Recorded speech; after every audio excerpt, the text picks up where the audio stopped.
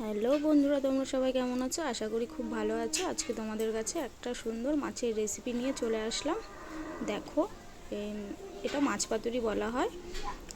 মাছ, ভোলা মাছ আছে, সরু সরু করে বেগুন কাটা আছে, আর লঙ্কা বাটা, হলুদের গুঁড়ো, নুন, কাঁচা তেল, সর্ষের তেল দিয়ে ভালো করে মাখিয়ে, কলা পাতাটাতে ভালো করে তেল মাখিয়ে দেখো মাছ পাতুরিটা সুন্দর করে দিচ্ছে।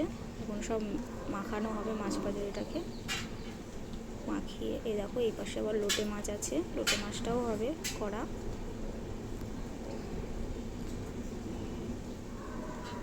সব মাখানো হচ্ছে, আর মাখিয়ে ঠাকিয়ে কলা পাতায় সাজিয়ে দেখো কড়াইতে চাপিয়ে দেওয়া হয়েছে। চাপানোর পরে দেখো সুন্দর মাছ পাতুরি রেডি। এটা গরম ভাতের সঙ্গে খেয়ে দেখো, খুব ভালো লাগবে। ভালো লাগলে লাইক কমেন্ট করে দিও।